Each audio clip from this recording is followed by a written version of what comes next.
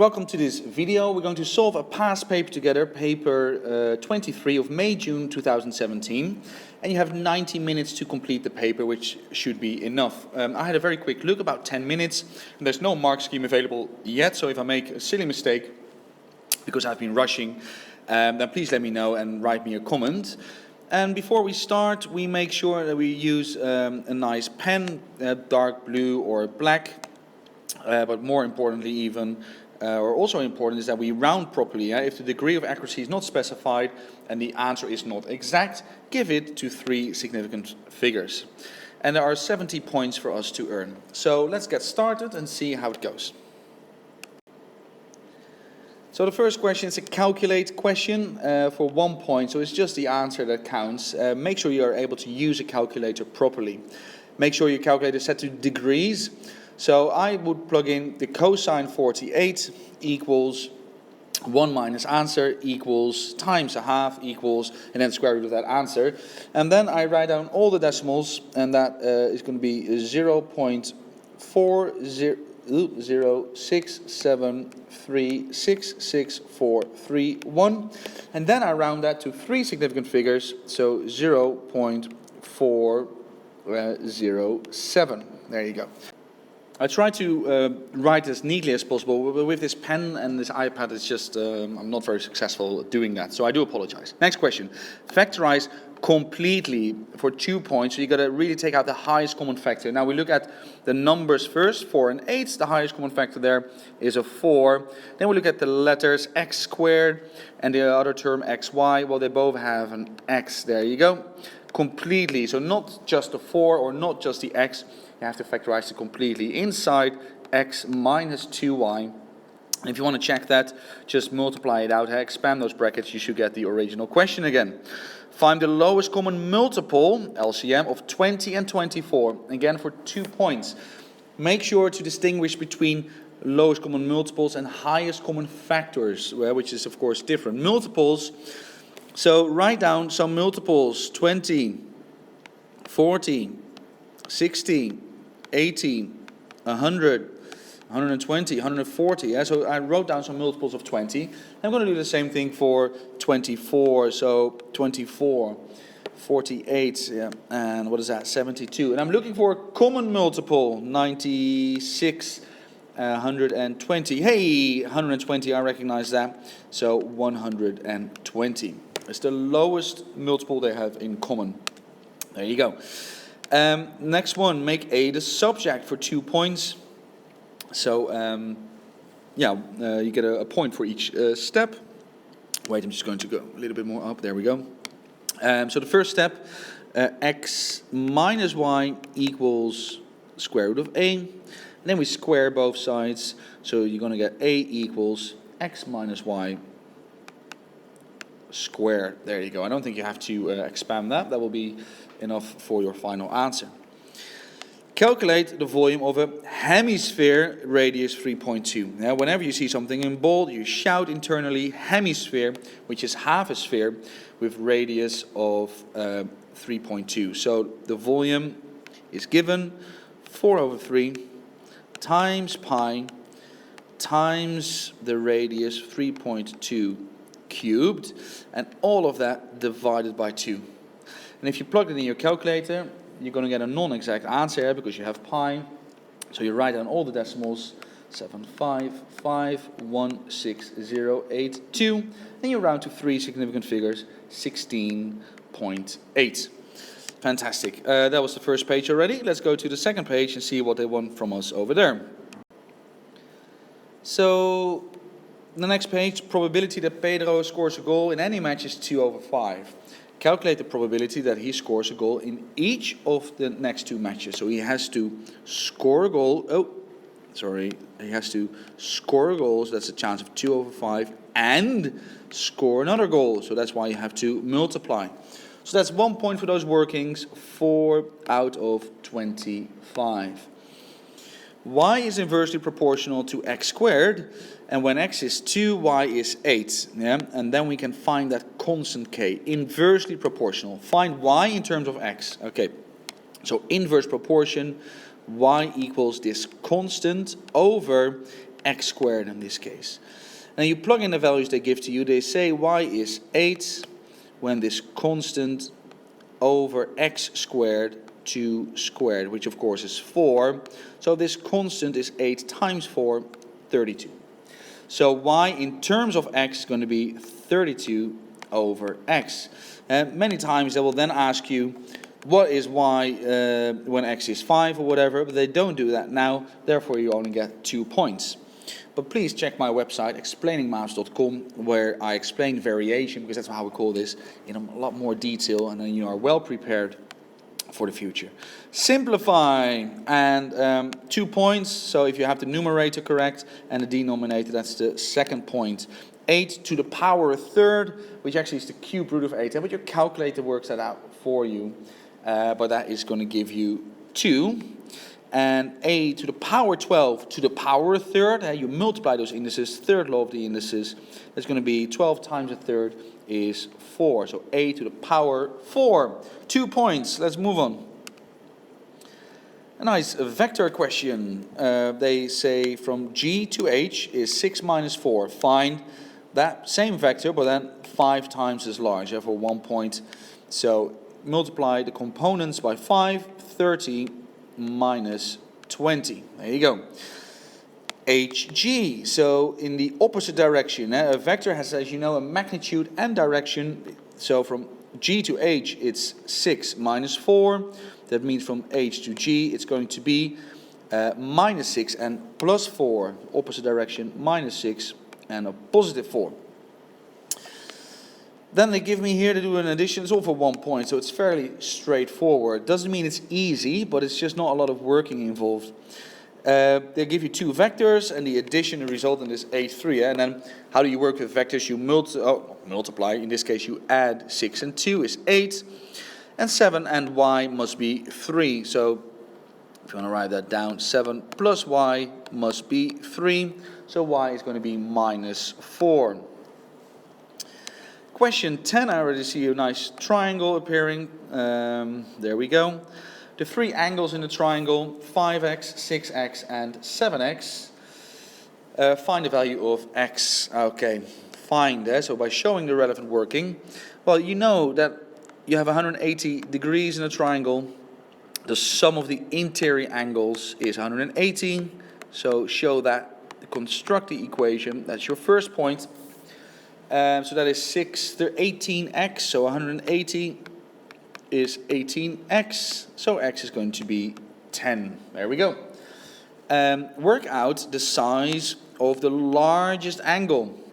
So which one is the largest? Well, that is the 7x, so 7 times x, 7 times 10, 70 degrees. Fantastic. Let's move on to the next page. So we've arrived now at question 11, and this looks like linear programming. By shading the unwanted, let me put a circle around that, the unwanted regions of the grid above, find and label the region R that satisfies the following 4 inequalities. All right. That's funny. I only see 1, 2, 3 lines, but I see 4 inequalities. Let's find out what that is all about. X bigger or equal to 0. And that is that vertical line, isn't it, where x is 0. So I'm going to shade the unwanted region. Now we want bigger or equal, so this is the wanted region.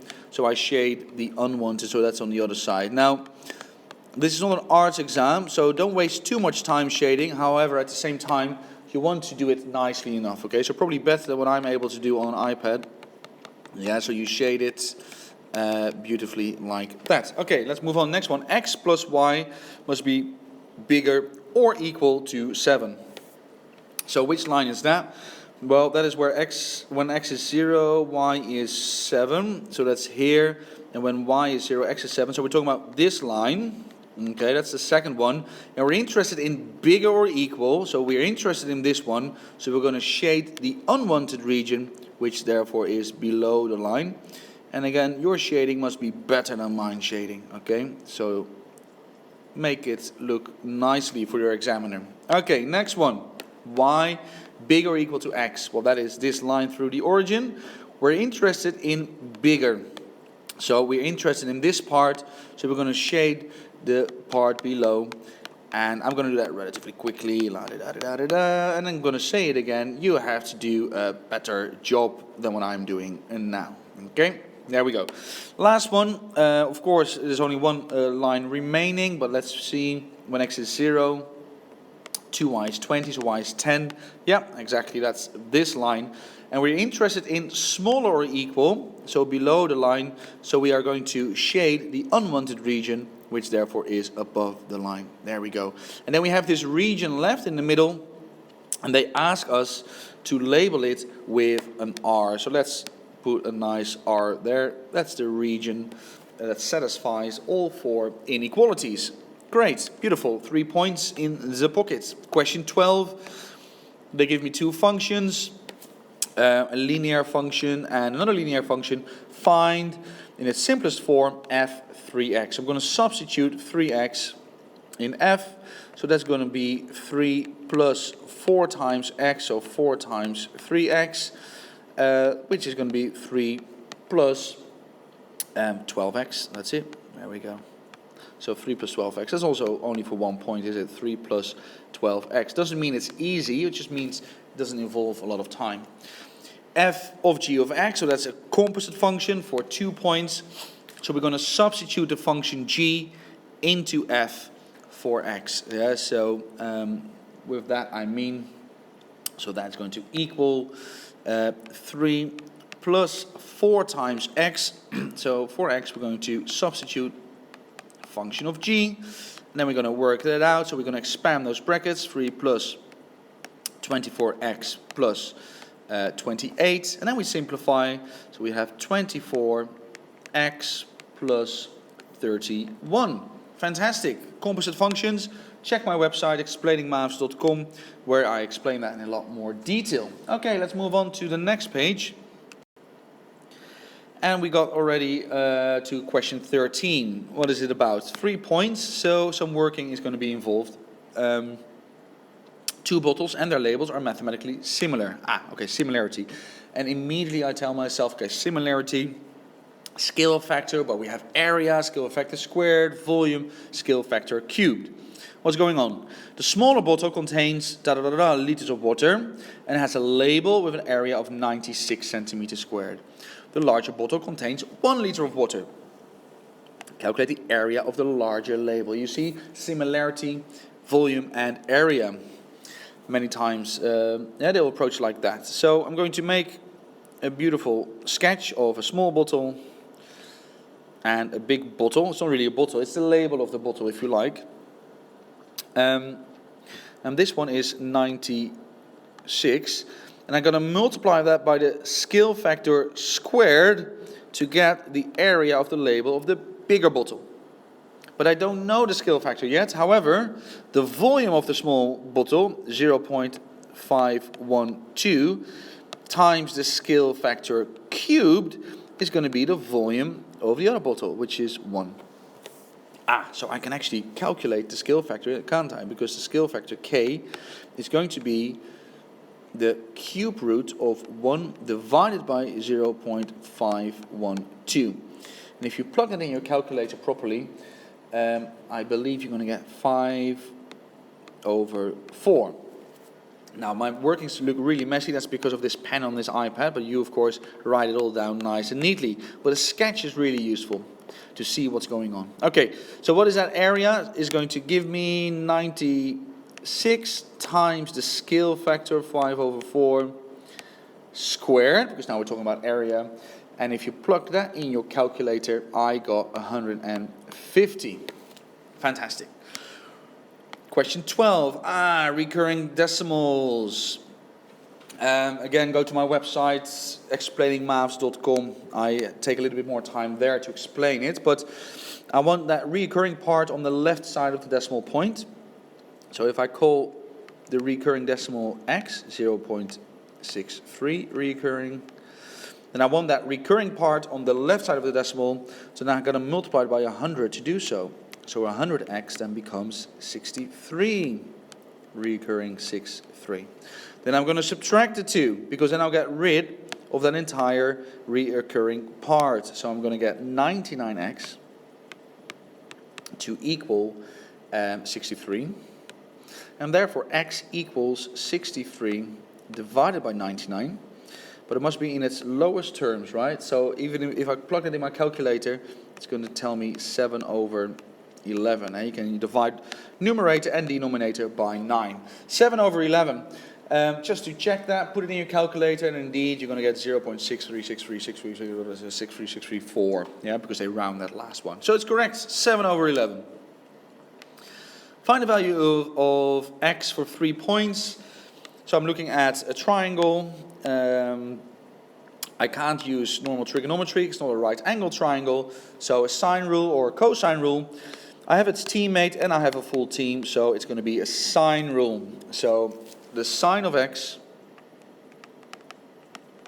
over its teammate's length equals, and I started with the sine, so I'm going to start with the sine again, 71.8 over 39. Yeah, then you rearrange that, so the sine of x equals 24 times the sine of 71.8 over 39. 71.8, that's my pen, so yeah, there we go. And then you do shift sin at the inverse, so you're going to work it out. The inverse, and you're going to get 0.584598. To find the actual angle, x is 35.7746. 1 decimal place for angles, 35.8. Don't forget to round properly there at the end. The 7 goes up to 8 because the second decimal is a 5 or higher. Fantastic. Question 16. Let's find out what's going on. An inequality, solving it. And yeah, then I got to make sure that I keep my terms in x positive. So I really am going to put them on the right side, because minus 1x, because I want to keep those positive. 13 minus 7. 2x smaller or equal, I'll read as an Arab now, from right to left. 2x smaller or equal to 6.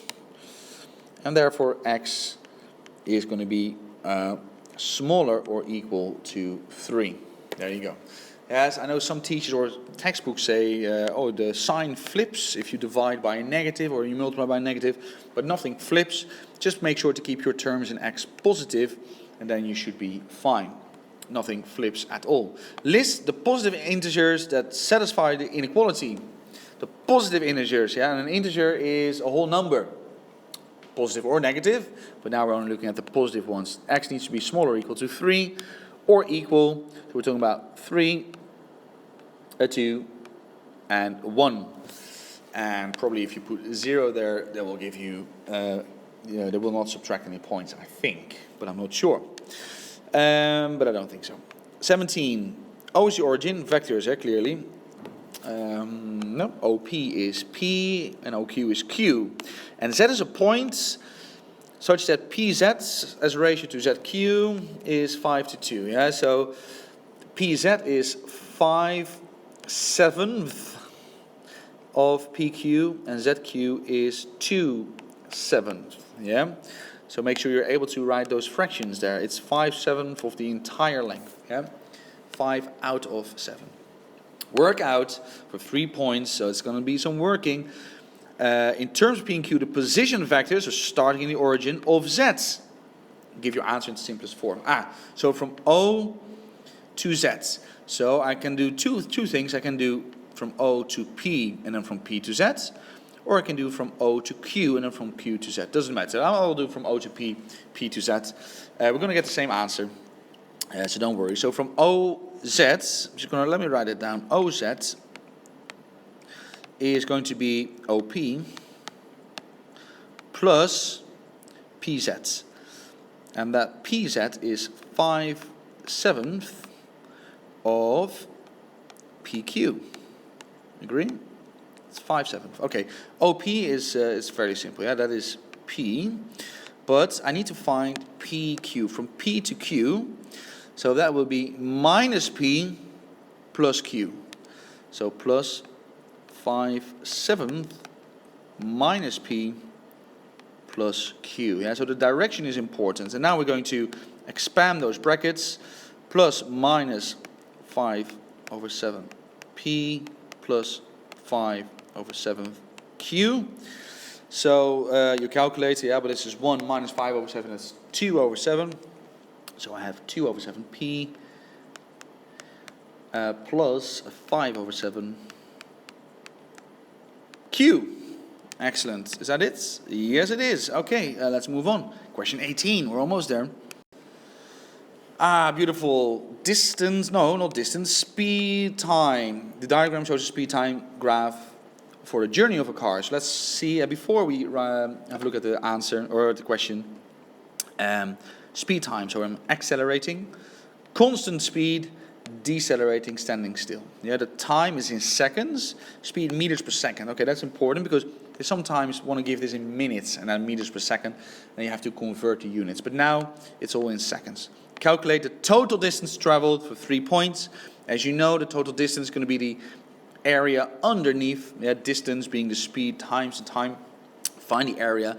Two things you can do. Break it up, find the area of the triangle plus area of the rectangle plus area of the triangle. That's going to be great. Or this is a trapezium, find the area of the trapezium in one go. And that's what I will do. So the area of a trapezium, the sum of the two parallel sides. So this one, 280 plus, how long is this one? You think about that. So it's going to be 280 plus 200. Hopefully you said that. Good. Over 2, the sum of the two parallel sides divided by 2 times the height. And the height is, in this case, 12.5, the perpendicular height. Okay. Put it in your calculator, 3,000. 3,000 meters. Fantastic. Yeah, this is meters per second. So the units, again, I'm just checking because sometimes they want to be funny with those things, but all the units are the same. So that's fine. 19. Without using your calculator, work out, and then they give you this question with fractions, and you must show all your work and give your answer as a fraction in its simplest form. Okay, now of course nobody is going to punch you in the face if you do use your calculator, okay, but you just have to make sure to write down all the workings. Now there are several ways to start. What am I going to do? I'm going to first work out what is inside the brackets, bit mass, and then I will, the answer to that, I will do 11 over 12 minus the answer of that. So I'm going to show all the workings, but I can use a calculator perhaps to get inspired about what the common denominator is. So 11 over 12 minus, and inside those brackets, the common denominator, the common multiple is 12. Yeah, so that first fraction, 3 over 4, I'm going to multiply by 3 over 3. Yeah, so make that denominator 12. And that second fraction, 2 over 3, I'm going to multiply by 4 over 4 to also get a denominator of 12. And because we have to show all the workings, that's what I'm doing. 8 over 12. Okay. Now again, in your calculator, you can still use it to work it out. 11 over 12. But the problem with your calculator is many times it simplifies automatically. 1 over 12. So that's going to be 10 over 12 in its simplest form. So 5 out of 6 for 4 points, ladies and gentlemen. So don't try to be quick. It is very clear. You must show all your workings. So make sure to show all your workings. The denominators need to be the same if you're adding and subtracting fractions. Yeah, you've done it 1,000 times before, hopefully. And then make sure to simplify, so get rid of that common factor. But still, you can use your calculator to inspire you, or perhaps to work this out. 3 times 3, 2 times 4, if you're not sure, if you're feeling a little bit nervous on the day. Okay, that's fine. But you have to show all your workings. 4 points. Moving on. Okay, 1 point questions. That's an interesting one. I already know many of you are going to have written down 1 as an answer, but the answer is 6, ladies and gentlemen. Because 6 times w to the power 0 is 6 times 1, and 6 times 1 is 6. The next one, it's a minus, so if I have 5x cubes and I take away 3x cubes, then I'll have left 2x cubes. There we go. And the last one is the first law of indices.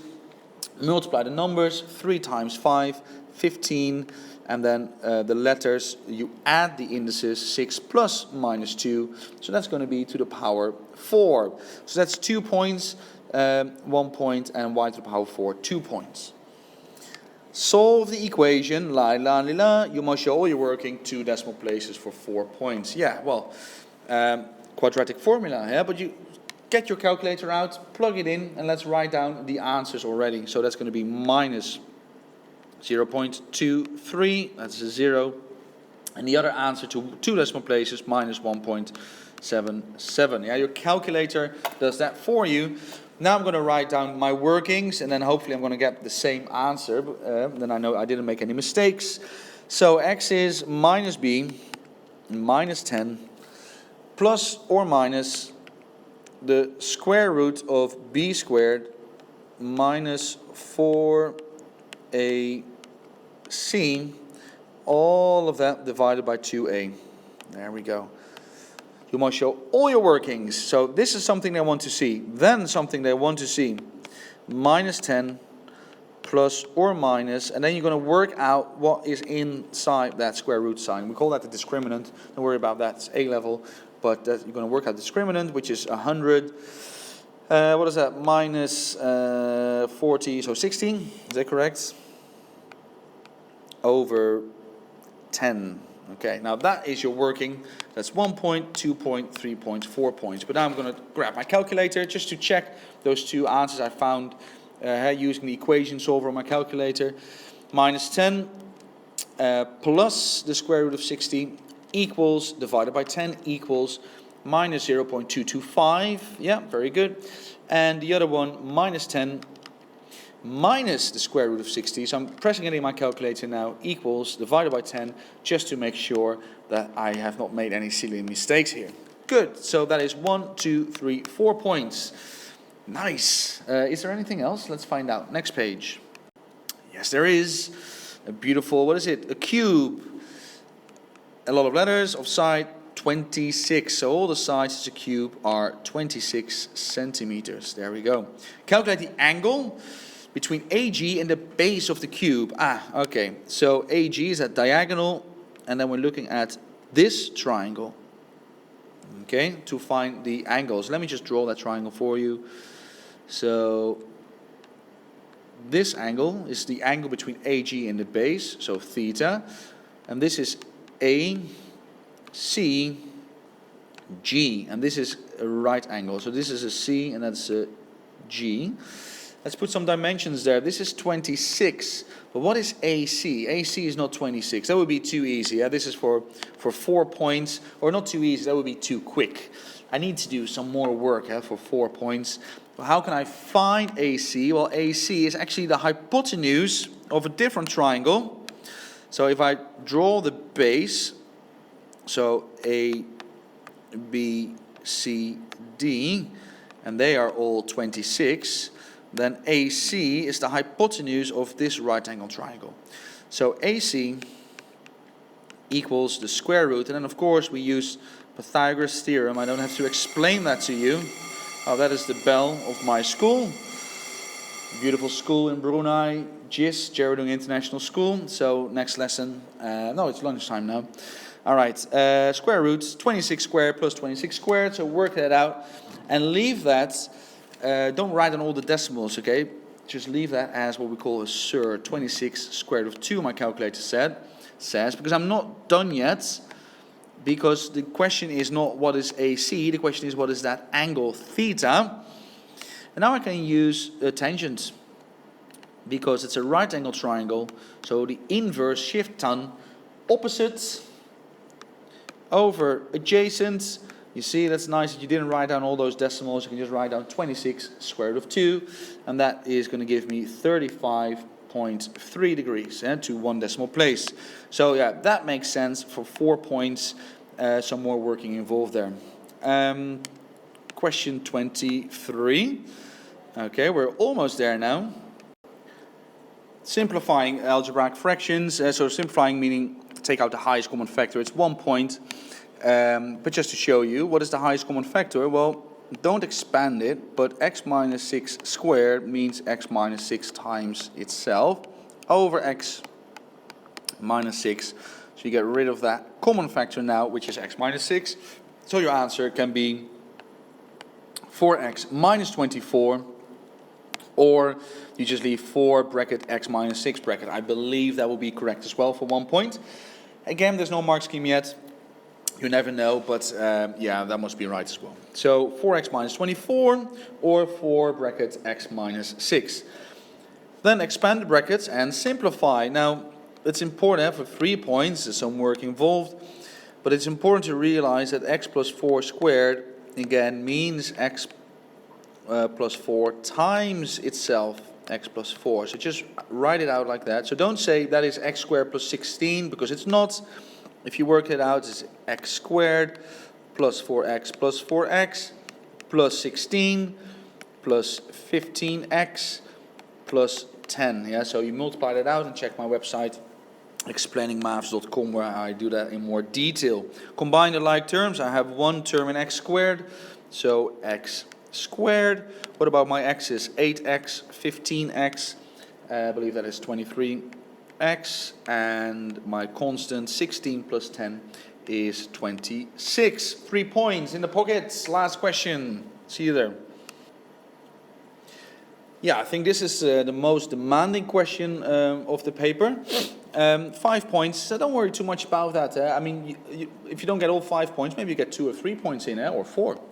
And some of you may even achieve 5 points. What's going on? Marcel, $2,500 for 3 years, 1.6 simple interest. And Jacques, $2,000 for 3 years at a rate of X% compound interest. And at the end of the 3 years, Marcel and Jacques received the same amount of interest. Calculate the percentage interest that Jacques receives to 3 significant figures. So don't worry about too much. If you sit in your exam, don't tell yourself like, oh, this is too difficult, I don't know, what is going on, I'm going to skip it. No. What do you know?